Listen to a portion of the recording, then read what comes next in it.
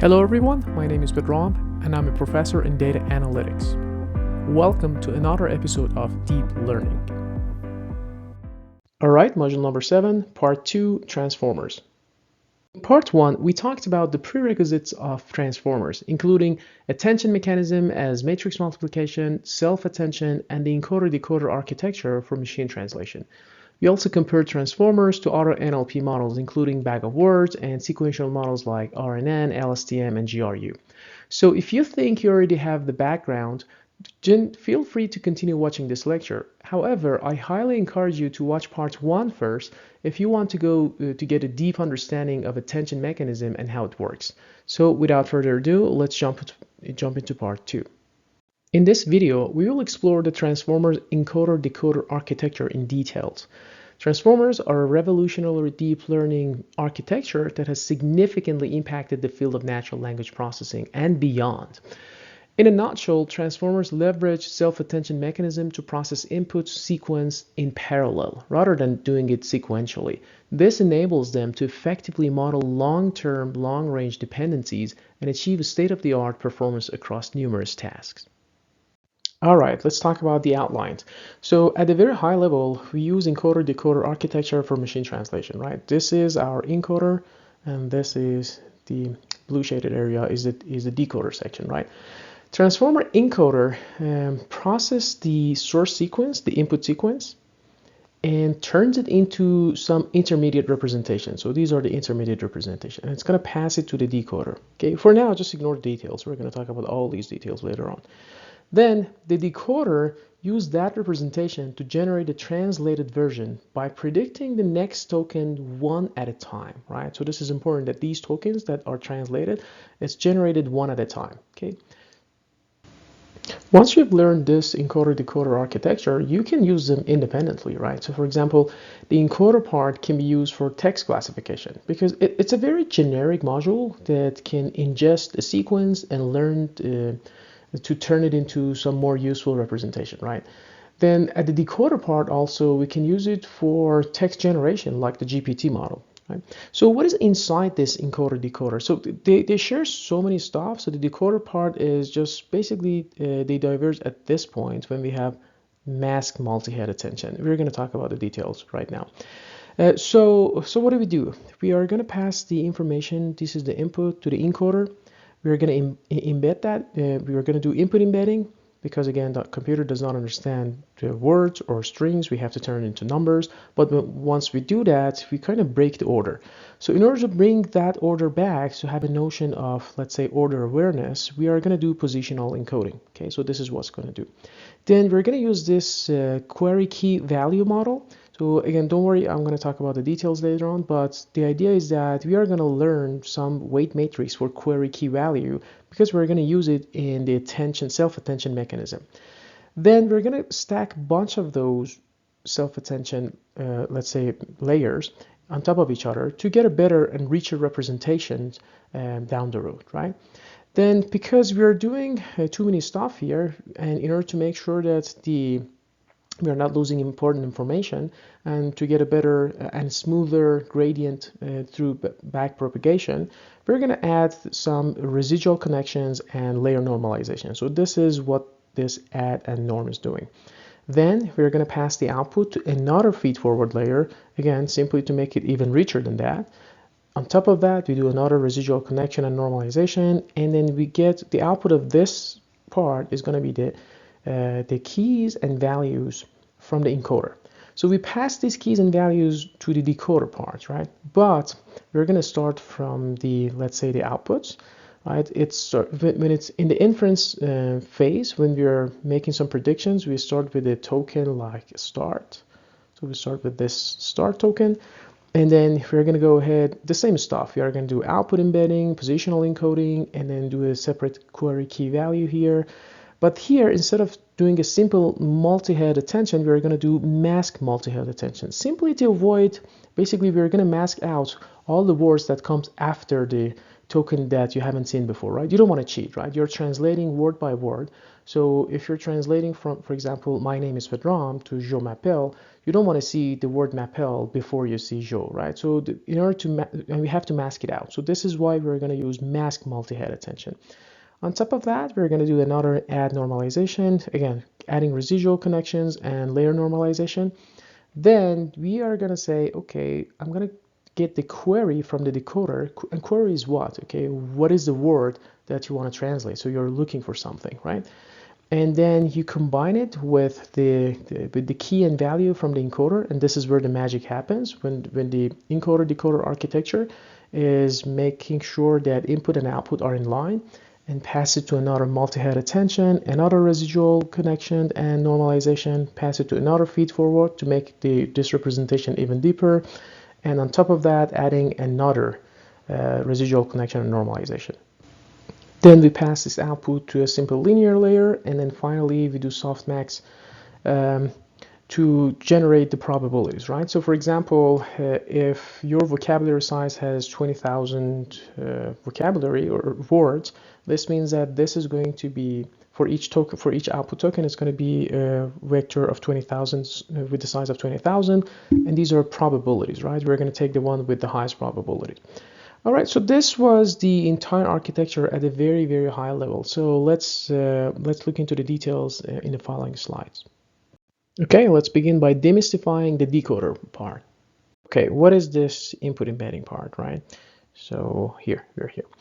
And we are going to use word embedding to process the input, right? To embed the input. And as a reminder, the word embedding is a numerical representation of words as vectors in a continuous and relatively low dimensional space compared to the vocabulary size. If your vocabulary size has, for example, dimension of 20,000, 30,000 most common words, the word embedding has usually a size of, I don't know, 100, 128, or at most 256, or something like that, right?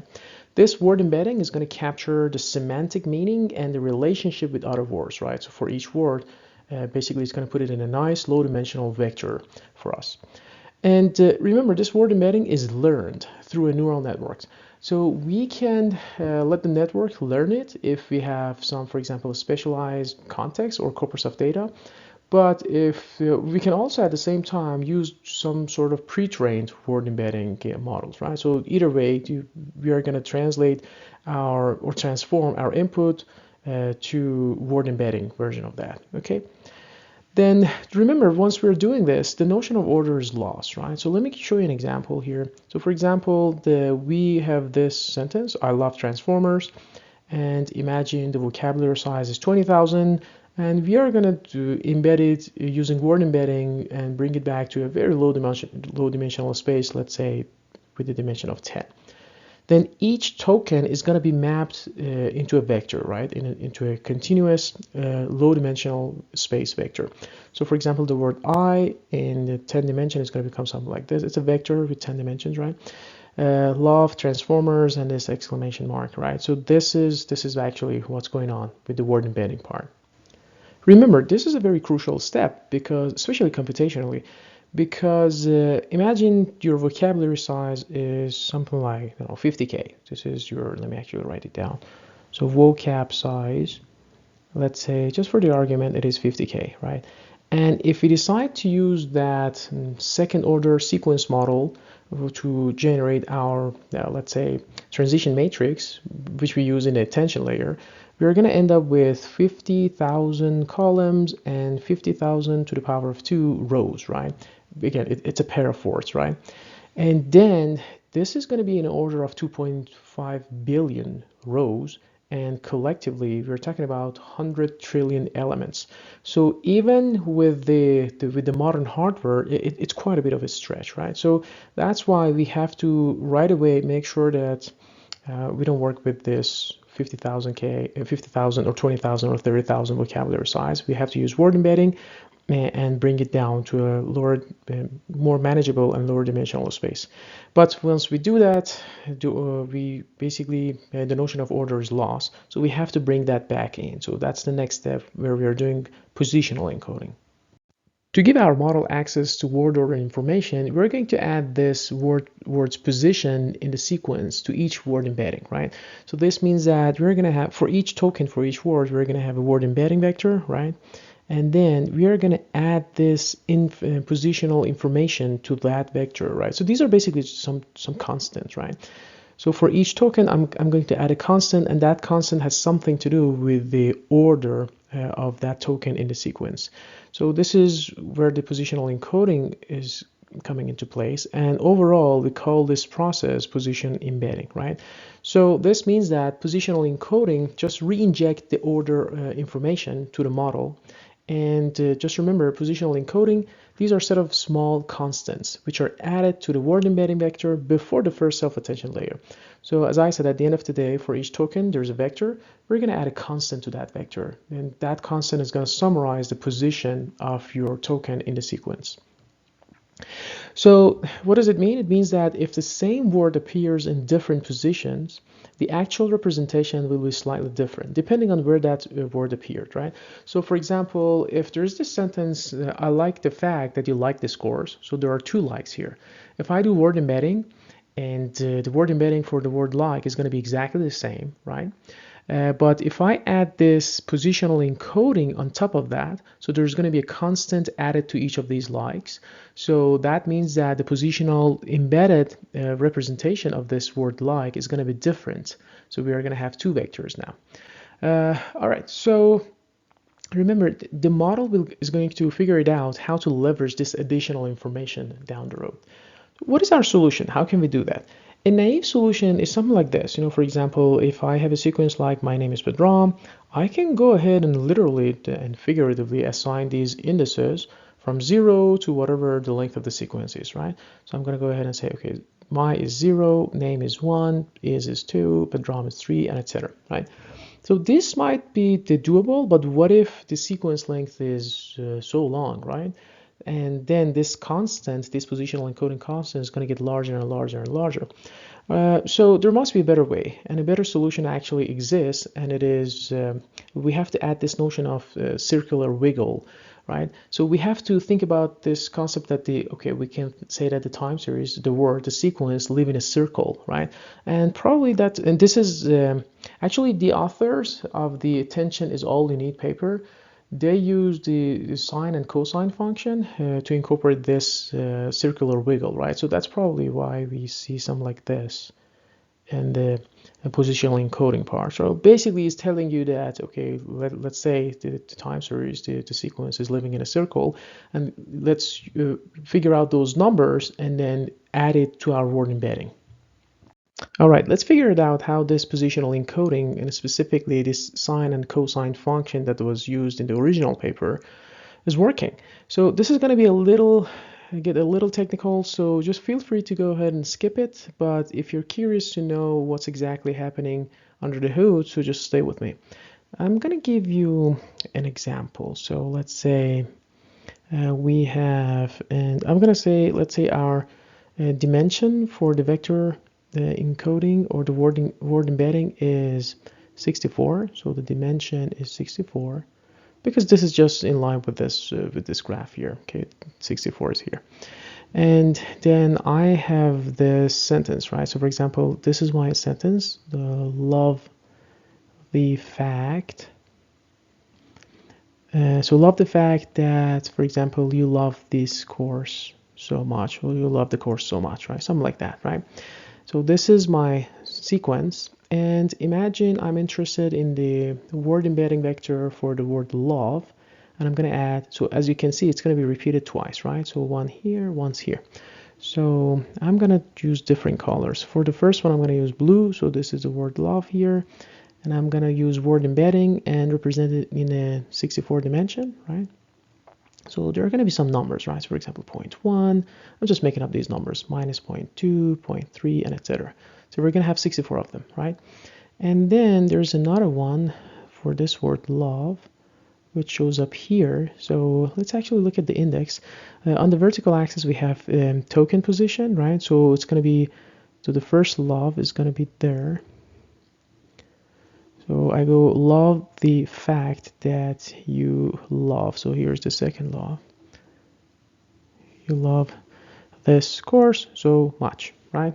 So the index for the first one is going to be 0. For the second one is going to be 1, 0, 1, 2, 3, 4, 5, right? So this is index 5. This is my token number 0. Just keep these things in mind. So this is the position, right? So the position of the first lob is going to be 0. The position of the second lob is going to be 5. So remember these numbers. Position, position. Okay. And the word embedding vector for the second lob is exactly the same, right? 0.1 minus 0.2, 0.3, and a bunch of other numbers, 64 dimension. Okay. So as you can see, if I do simple word embedding, these two words are going to be treated exactly the same. But we know that in reality that should not be the same because they are coming at different orders. So how can we add that positional encoding thing, right? So we're going to go ahead and construct another vector with the same dimension, right? This is our positional encoding vector, 64. 64, okay? And these are going to be some numbers. And we're going to add those numbers to these two vectors, the blue one and the red one. And then there's going to be a new vector. That new vector is going to be different, right? So there's going to be a new vector. I'm going to use different colors because these are different. This, if I add these two together, I come up with a vector, which is positional aware now. And if I add these two, I'm going to get another vector. Size 64. Okay, now let's demystify this green vector. This is our positional embedding vector. So let's call it positional vector, let's say. So there's a formula for that, right? So we're going to use this formula to figure out what are those numbers, right? So what do we have? So we have this POS, stands for position. So for example, for our word lob, first one, we're going to use position number 0. And there is this I is the index in the embedding vector, embedding dimension. So for example, this is index, let me use, this is index here, we are here, guys. This is index 0, index 1, 2, all the way up to 64, right? So these are the indexes. And this is, I'm going to erase them because we're going to use the actual number here. Just be aware what are the indices, right? So in this example, we go, I goes from 0 to 64. And as you can see, we are using two functions. One sine, the other one cosine. So sine is going to be used for even numbers, even indices. Cosine is going to be used for odd indices, right? So let me actually quickly plot sine and cosine and talk about the properties and why we are interested in that. So here you go. This is our, let me actually use maybe two colors. This is my sine function. And this is my, so let me actually write it down. So sine, this is my cosine. I'll try to do it properly. Probably it's going to be a little shifted, but you get the idea. So this is my cosine. And we know that the range of sine and cosine is going to be between 1 and -1. Okay. So at the end of the day, whatever we get for these numbers, for these positional encoding vectors, these numbers, is going to be something between -1 and 1, right? So we're going to take that number, which is between -1 and 1, depending on the index of the in the embedding dimension. Here we have 64. It's going to be some numbers, right? Again, these numbers are going to be between -1 and 1. And we're going to add it to our word embedding to get our positional embedding vector, right? So let's talk about more details. So what is inside this sine function and what is inside this cosine function? So we're going to say that, okay, calculate the sine, take the position. Imagine, let's talk about the first lob, which was here. The position was 0. So I'm going to say sine of the position is 0 divided by 10,000 to the power of, these are the indices, right? And there's one little thing here. This is the dimension of the embedding vector, right? So in the original paper, it was 512. Here, in our case, it's 64, okay? So 10,000 to the power of 2i. So let's calculate two numbers, actually. So I'm going to go ahead and calculate when index is equal to 0. So 0 divided by 64.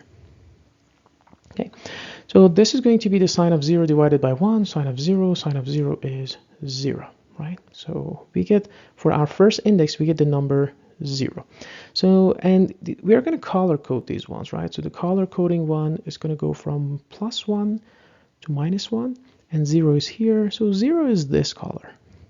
So just look at that. This is my cursor. Let me actually try to show you where this is where I'm pointing at, right? So hopefully you see the cursor. So for that one here, we just calculated the number, the position of the word love, which was position 0. At the index 0, we get the number 0. Okay, so that's why that's that color. Let's go ahead and do this one for the same word. Oopsie, the same word, but index 1. So same word, index 1. Because it's index 1, we are here in the odd index, and we say the cosine of position 0. This is the first word, which is love, divided by 10,000. Same story, to the power of 2i. Again, I is 2 now, divided by 64. Again, whatever it is, whatever that number is, we don't care, because that's the cosine of 0, and the cosine of 0 is 1. So we get the number 1. And that's why the next one is yellow. So as you can see, for the first word, we have a bunch of 0 1s, right? 0 1 0 1 0 1. So I can go ahead and add this, actually fill it in. So I'm going to do 0 1 0 1 0 1, and etc. And we have 64 of them. If we go ahead and add these two numbers together, we get our word positional embedded vector. So 0.1 minus 0.2, and etc. So that was when the word love appeared in the first, at the beginning of the sentence, right? So this is, let me actually go ahead and highlight it. We are done with this. All right. And then we are going to say, how can we calculate this one? This word, positional encoded, positional embedded letter word love, should be different than the one which appeared in the first, at the beginning of the sentence, right? So we're going to do the same calculation. So the numbers are going to be, of course, slightly different. So that's why we get different colors here. Okay, so I'm going to do one of them for you. So for example, let's do, hopefully you're following my cursor. I am here, the word love, when it appears the token number 5, I'm going to go ahead and calculate a sine and cosine, right? So what do I have? Sine. And for the index 0, I'm going to use sine. For the index 1, I'm going to use cosine. So let's just do the sine one. So index 0. So sine, the position is 5 divided by 10,000 to the power of 2i. Index is 0, so 0 divided by 64. So basically, we're going to end up with sine of 5. So the sine of 5, it's going to be a negative number. So let's see, what is that number? I had it, it's minus 0.95. Well, let me actually erase it. Okay, the eraser is not working, but you get the idea. It is minus 0.95. So that's why it is dark bluish. We are here, minus 0.95. You can do the math for the second one, which is cosine. You're going to get that greenish, and then so this is going to alternate, right? So it's going to alternate between sine and cosine with different frequencies. So that's one thing, and then we get that number, right? So that number was minus 0.95, and etc. You can do the math for the rest of them. Oh, sorry, this was for the green one, my positional encoding. So here I have to add, there you go, let me use the right color, minus 0.95. Okay, so I add that one to my word embedding vector, which started with 0.1. So I add these two numbers, so I get minus 0.85, and etc. Right? So as you can see now, this vector, let me highlight it. This vector. Oopsie. Let me see if I can do better. So this vector is different from this vector, even though they are telling you something about the same word, love, right? But because we added this positional encoding thing, now there are two different vectors, which is order aware, right? So this is important. It is a big deal because remember, guys, transformers, we're not using convolutional layer or recurrent layer. So the architecture that we're using is not aware of the order. So the only time we can add that order awareness is by doing this positional encoding. So that's pretty much why this positional encoding and how it works. And one last thing I want to say that people usually ask, why this sine and cosine? Why are we alternating? You can go ahead and use one of them, right? Just use sine or use cosine. The reason that the author decided, so this is a basically this is a design decision.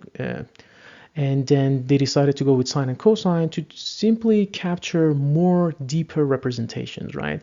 Because, and on top of that, we have some good properties about sine and cosine. We know that they are periodic functions, they are continuous and differentiable, and and beside that, we know if we alternate between sine and cosine, then basically it helps the model to create a rich and diverse set of positional encoding. So that's why they're using sine and cosine.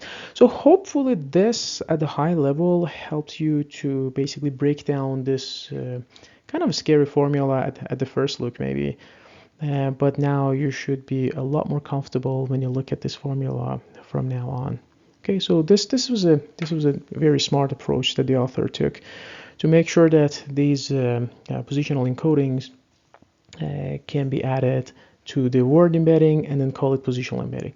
One last thing I wanted to say is that as we go from left to right, remember this is the embedding dimension. As we go from, in this case, as we go from 0 to 64, this I is going to increase both for the sine and cosine, right? So it means that the denominator is going to increase, and so the whole thing is going to decrease, right? So this means that, so for example, for the sine one, we go from a, I don't know, larger number to a smaller. Well, it depends. The number changes, right? And but the fact is that as we go from left to right, the effect is going to be simply smaller, right? Because this number is going to get closer and closer to 0, right?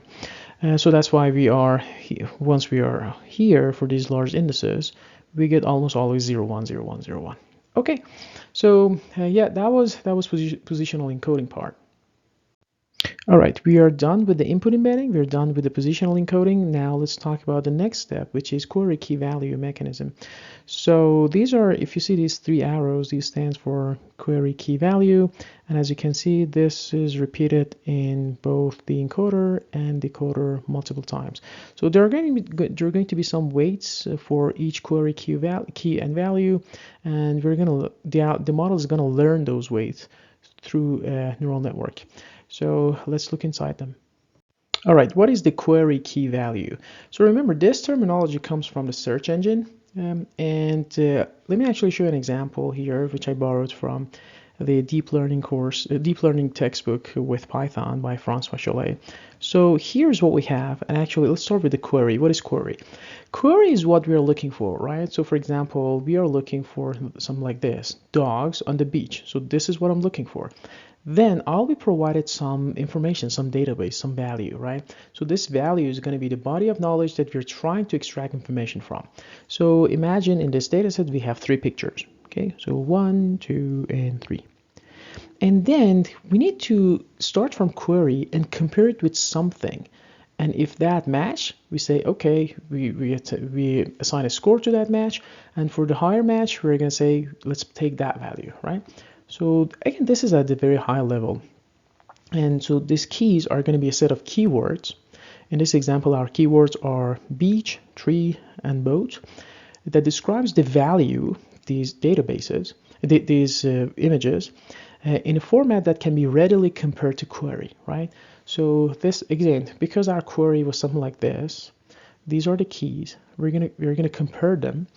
And so here we can simply use dot product to compare them, right? Let's say we have vectors, and we calculate the dot product of vectors to basically calculate the similarity between two words and etc. Right? And then we're going to assign some scores to them. So for example, for the first picture that you're seeing here, that match score is 0.5 because there's only a beach there. For the second one, the match score is going to be 1 because there's both beach and dock here, right? Let me actually erase these ones. And for the third one, it's a picture of a dog, so there's going to be only a dog here, so the match is 0.5.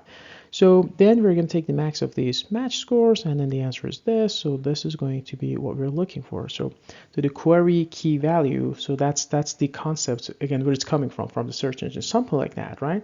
So the query is compared to a set of keys, and then the match scores are used to rank the values, so images in this example. So this was an example for, I don't know, something that's related to images, but for text, for our specific task that we're doing here, let's say machine translation, we're going to use this concept of query key value both in encoder and decoder. Let's start from an encoder. In the encoder, you have a sentence, right? And you want to translate that one. So for example, I love this course, right? This I love this course sentence is going to be the input for all the query key and value. So they're all the same in this example. So my point is that query key value can be different, but they can be completely coming from the same sequence, which is the case for the encoder part. And for one part of the decoder and for the other part of the decoder, we are going to combine query key value from different parts. All right. Right, next let's talk about scale dot product attention. So if you've read the original paper, you see something like this. And let's talk about it. What is this scale dot product attention? So this is a part that I highly encourage you to watch the first part of the lecture, and where I covered the attention mechanism as matrix multiplication and details, and then come back here.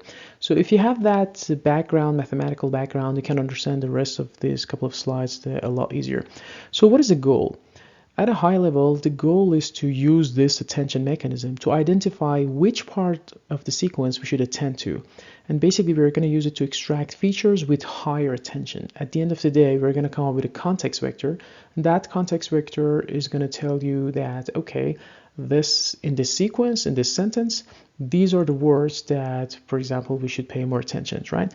So, the scale.product attention is going to utilize 3 separate and different weight matrices referred to WQ, WK, WV. These are trainable, right? So they're going to be learned as model parameters are during the training process, right? So here we have WQ, WK, and let's say WV, right? So we're going to use a dot product to compare the Q and K, the query and key. And again, in the original paper, the author used dot product, but to basically represent the correlation between two words. But you can go ahead and use any other metric, right? Any similarity function. And these matrices serve to project the inputs into query, key, and value. So the idea is that here is your input. We are gonna, well, actually we have it here. This is your input, right? X. We're gonna use separate learnable weight matrix and to construct our query, key, and value.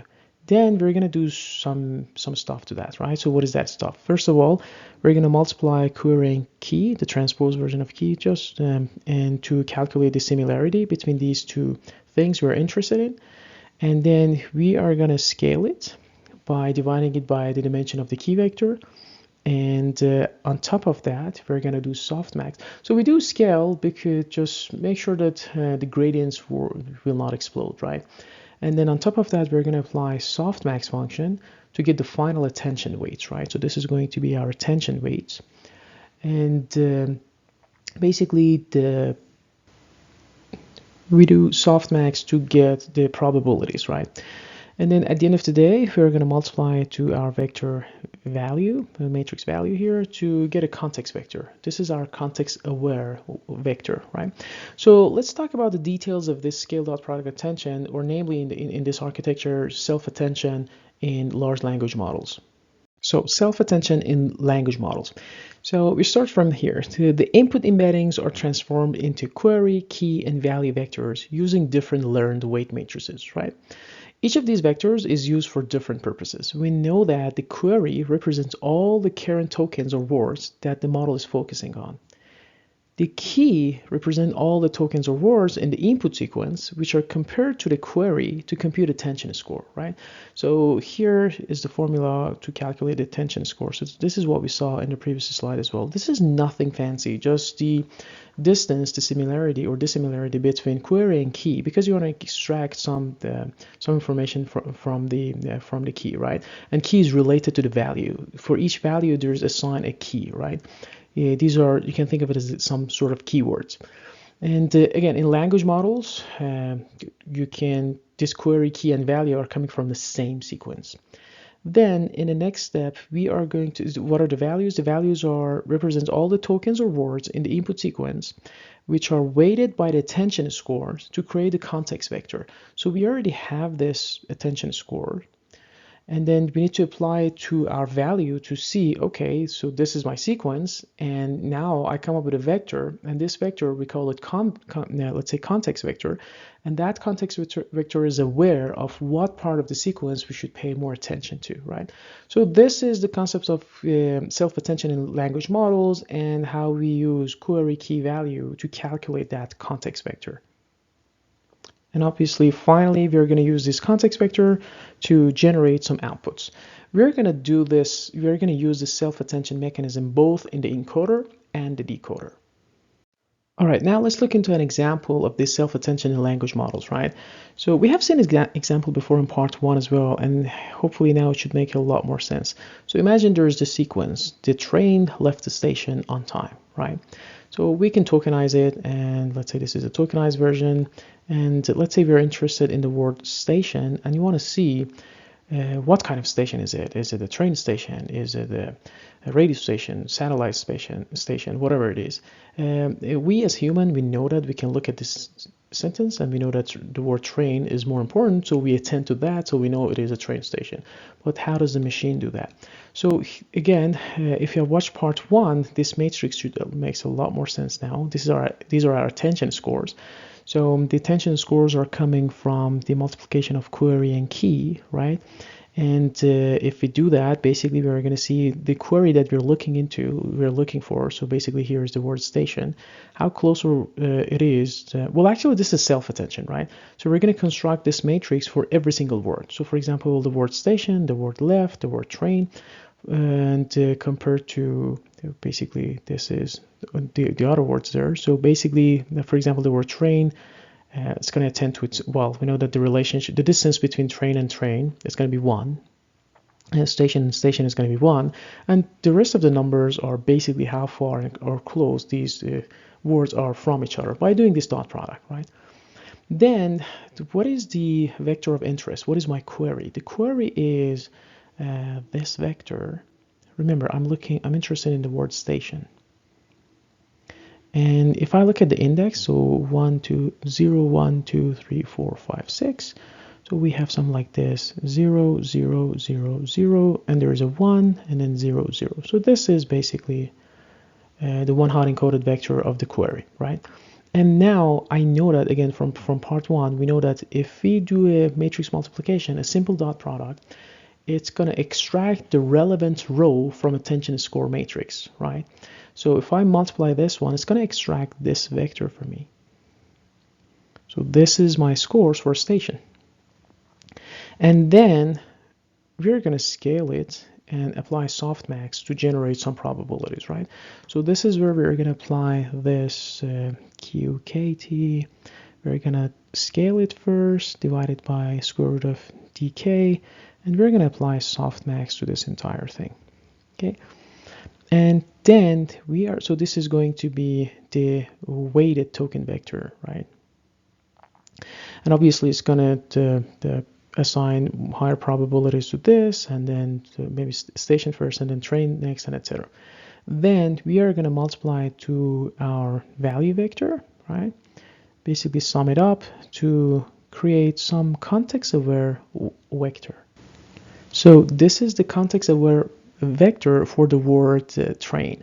So we are going to come up with a bunch of, I don't know, numbers, and then we know that, for example, here's station, here's train, and this number is higher compared to other numbers. So this means that we should attend to this word more compared to maybe other words. Okay.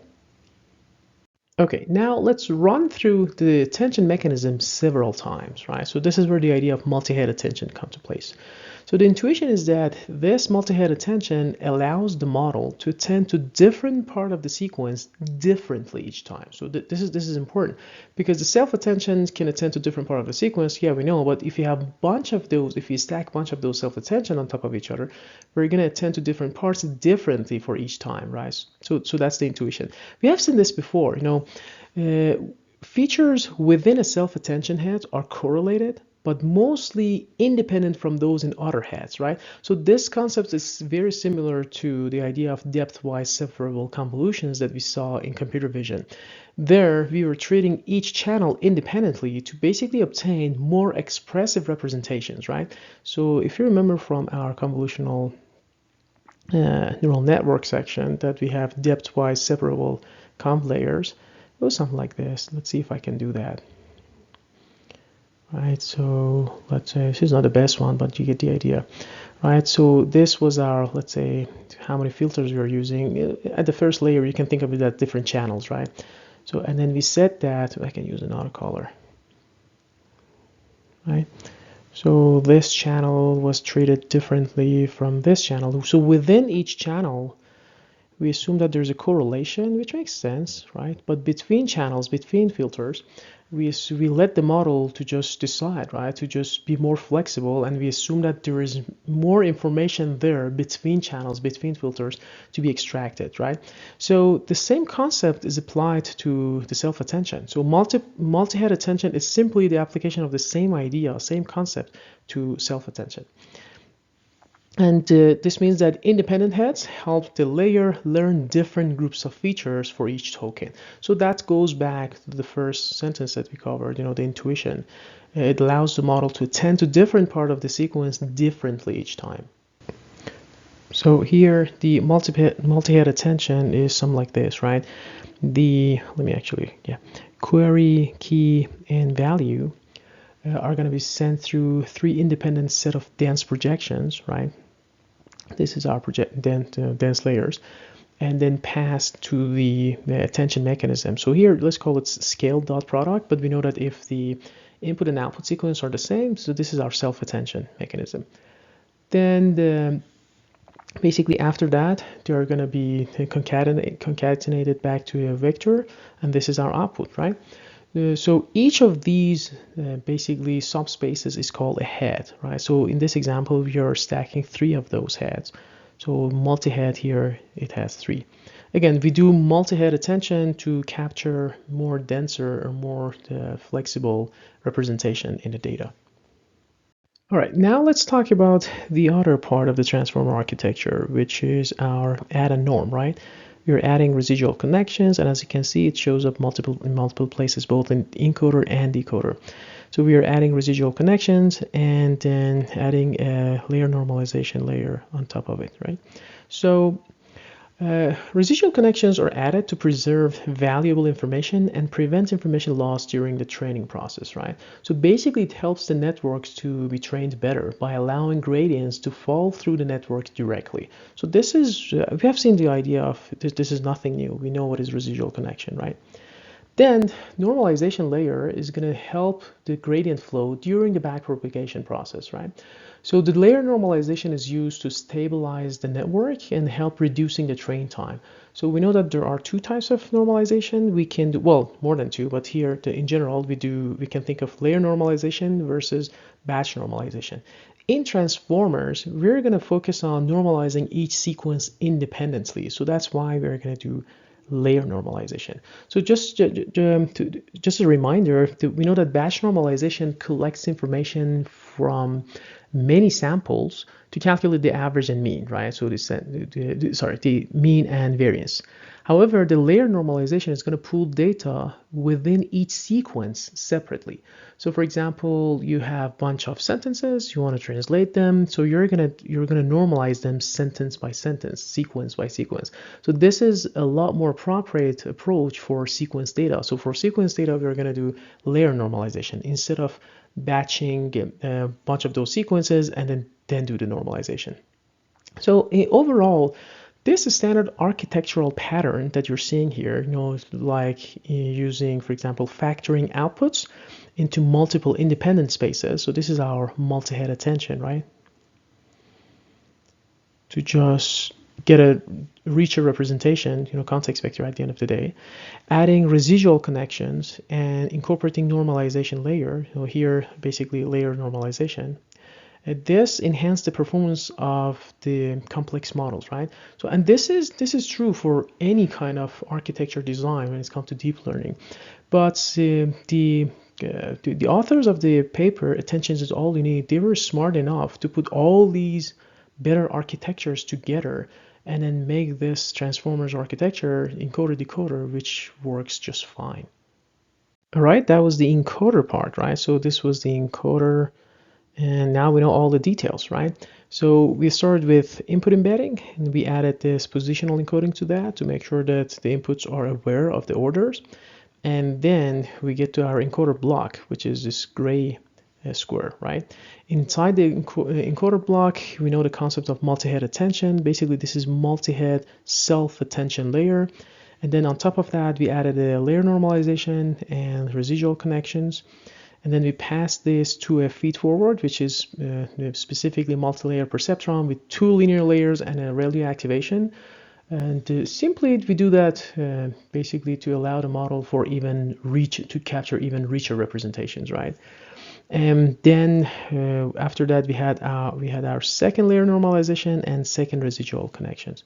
And if you see this n multiply, so this means that we can replicate this whole encoder block n times. In the original paper, it was replicated 6 times, right?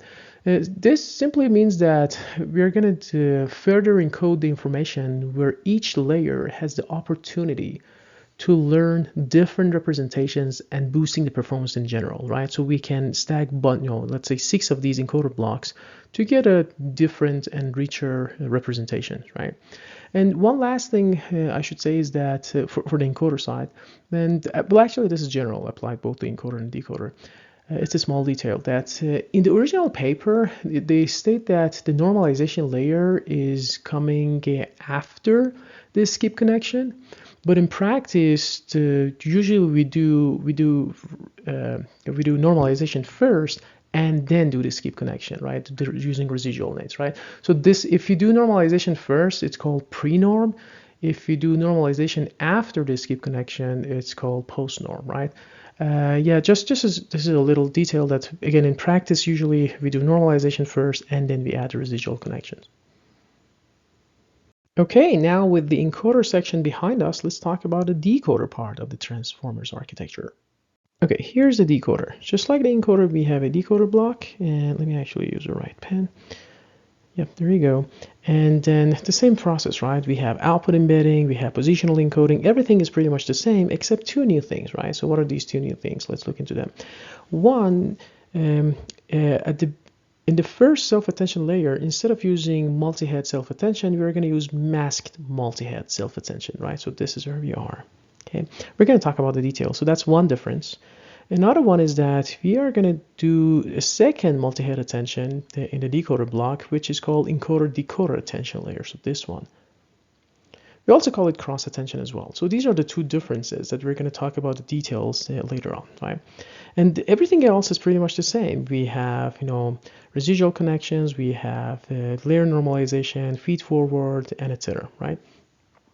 The final encoder block, so this one, it's going to output something, and that output is going to be passed through a linear layer. So we pass this to a linear layer, and the probabilities are then calculated by using some standard softmax function. Right? So at the end of the day, these are going to be the probabilities. So as I said earlier, if your vocabulary size is 20,000, so this is going to be a 20,000 dimension vector, which each of them has 1 probabilities, right? So that's the probability of the next word, right? So what is the probability? Well, actually, inside the vocabulary, let's say you have 20,000 words, and then one of them is assigned the maximum probability. That's going to be the next token that the decoder is predicting. Okay, so it is said that decoder is autoregressive. So what does that mean? It means it is autoregressive because basically it generates its output tokens one at a time. And this is conditioned on the previously already generated tokens. So this means that we're going to predict the next item in a sequence based on the items that have already been generated, right? So, and this process is going to be repeated until the token end is seen. Because if we don't add the end token, then this process is going to be infinitely repeated, right? So this means that, for example, if you have you're translating from English to French, and the English input sequence is "I love history books," and then in French you have to say "J'adore," I don't know, le livre d'histoire, right? So when you are at the third word, let's say le livre, and then you're going to look at all the previous words, right? J'adore le livre, and then to make a prediction for the next word, which is d'histoire. So we're going to pass these things to your decoder, and the output of the decoder is some vector, and hopefully it has the maximum probability for the d'histoire thing, right? And again, this d'histoire might be breaking down into basically two tokens, right? All right, so this is how the decoder works at a high level, and what is the difference between decoder and encoder in basically these two things. All right, let's talk about this masked multi-head self-attention layer, which is different from what we saw in the encoder part, right? So the first multi-head attention that we see in the decoder here, basically, this computes the attention scores for the decoder inputs, right? So just pay attention. We are not taking any input from the encoder yet, right? So this is query key value from the decoder. This, for example, if you're translating from English to French, this is your French sequence, right? You can be at this index 0, this is your start token, or index 3, index 4, wherever you are up to that point, this is going to be your input, right? So, and we're going to pass it to a mask multi-head. This multi-head attention, for this one, we need to apply masking to avoid cheating. So what does it mean? Remember, the decoder is autoregressive. So we are in the inference phase, we are in the prediction phase, we are generating these tokens one at a time. So this means that at this phase, at the inference phase, if we had access to all the sentences of the target, then we could easily get 100% accuracy by simply memorizing. So we know that this is not useful because it's not going to be generalizable, right? So that's why we have to somehow switch off those weights, right? So this is why we're adding this matrix, the masking, right? So imagine this is your attention score. We are going to add a matrix like this, right? And of course, above this diagonal is going to be, we're going to add numbers minus infinity. Basically here, for example, if you remember from our part 1, if this is your transition sort of matrix, right? We have from here to here, right? So you should not have access to these. So for example, if you're here in the second, let's say index 0, index 1, you should not have access to these words, right? So because they happen later in the sequence. So we're going to switch them off. So we're going to assign number minus infinity, and we add this matrix to our attention score. We get something like this. Now, if we go ahead and apply the softmax of minus infinity is going to be 0, right? So that's how we are getting rid of these ones. This is the data that at the time that we're making prediction, we should not have access to, okay? Because if I'm going from this, and then I have access to all these 3 words, not the 4th word.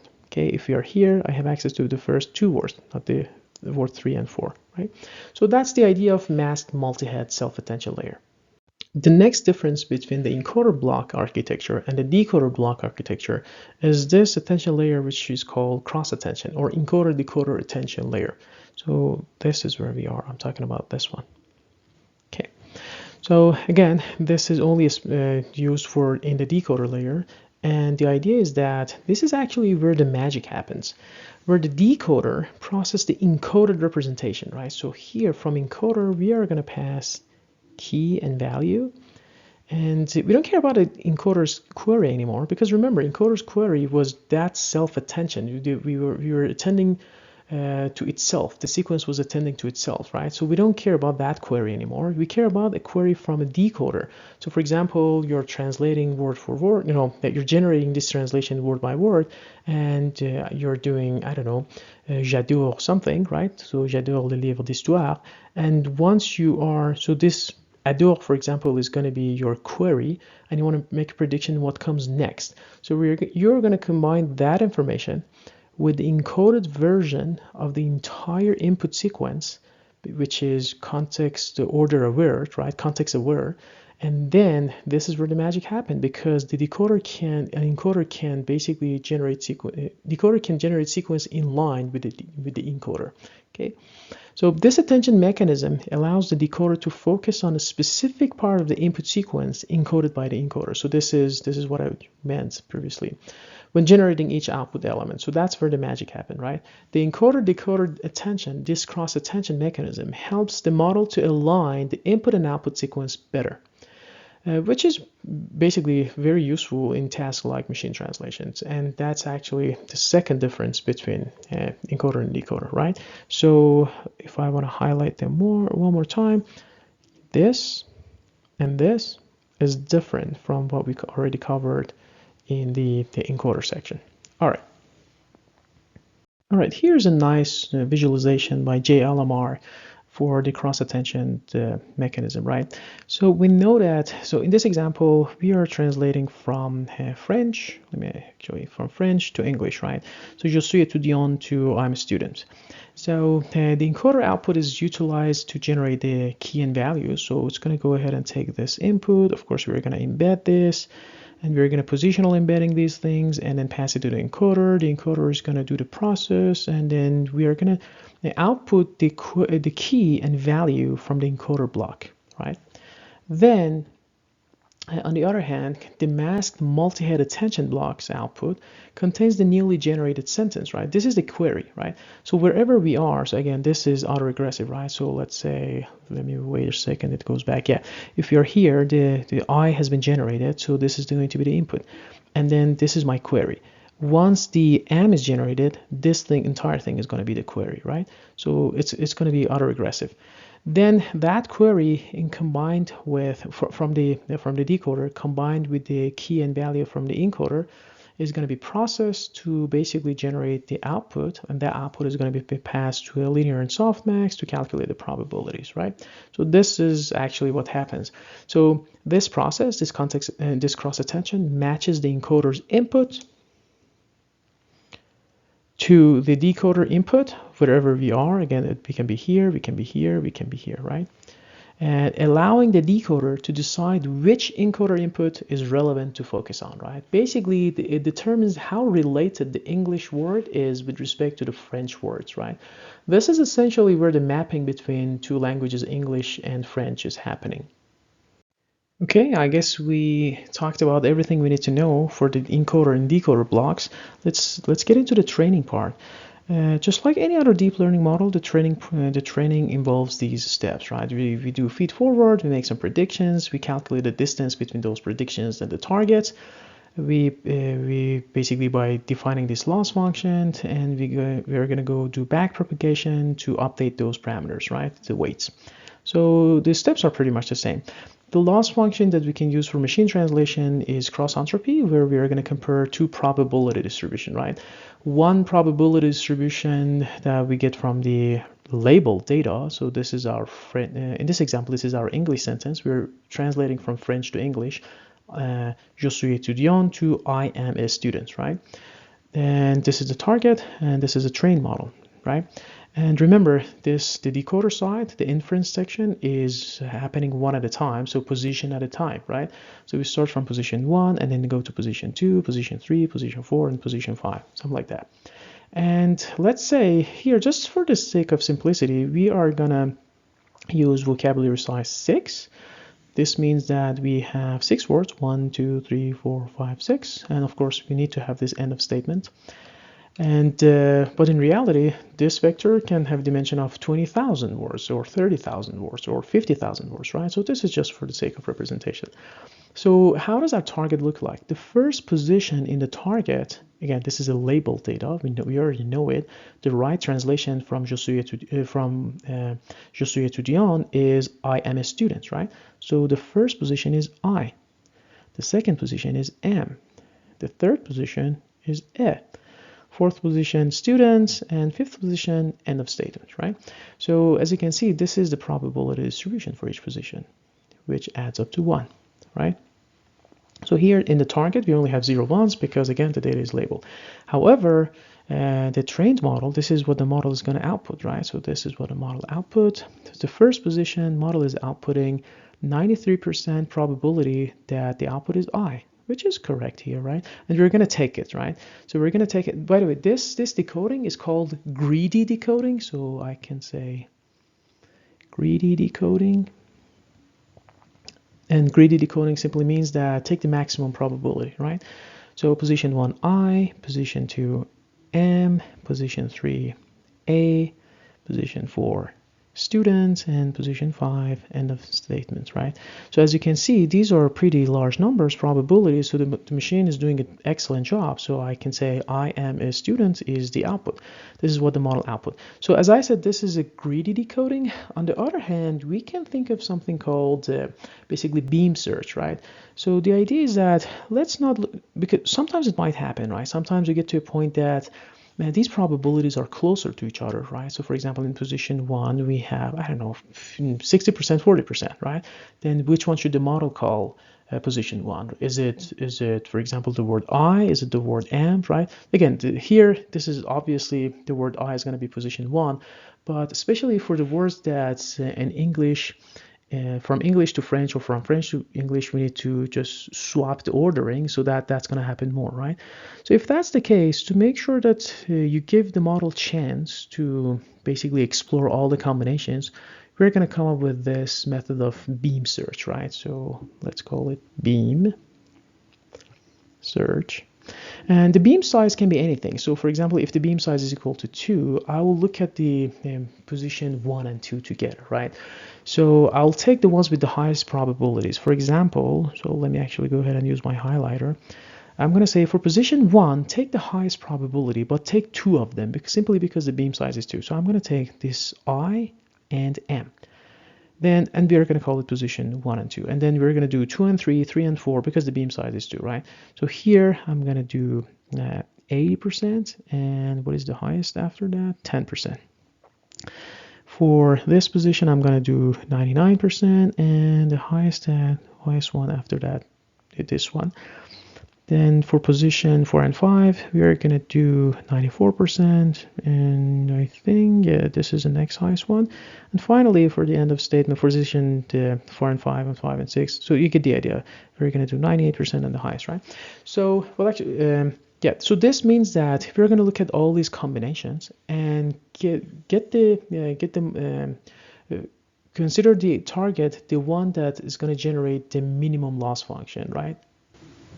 So this beam search is going to help us to basically improve the quality of the generated output sequence. All right, this wraps up our decoder block, right? So we started with the input encoding for the decoder block. We added positional encoding to that, and then inside the block we had mask multi-head self-attention layer, and then we had our first normalization and residual connection. So this is our first normalization and residual connection. Then we had another encoder-decoder multi-head attention. This is our cross attention layer. We had our second residual and normalization layer. Then we have our regular multiple layer perceptron, 2 linear layers plus a ReLU activation. To make this representation even deeper, we have our third normalization and resonance connections. And finally, we have our linear layer followed by softmax, right? And of course, we can repeat this n times, so just like the encoder. In the original paper, n was equal to 6. All right, we did it. We now know what is inside this state-of-the-art deep learning architecture, namely transformers. Now, to wrap up this long video, let's see why transformers work at a high level. So there are three reasons for that. So the first one is using this multi-head attention. Basically, it enables us to have multiple representation of the same input. This is pretty much the same what we covered in the computer vision by using the depth-wise separable convolution operation, right? So basically the idea is that trying to attack the same input sequence from different angles, right? So this is our multi-head attention, which is taking care of that.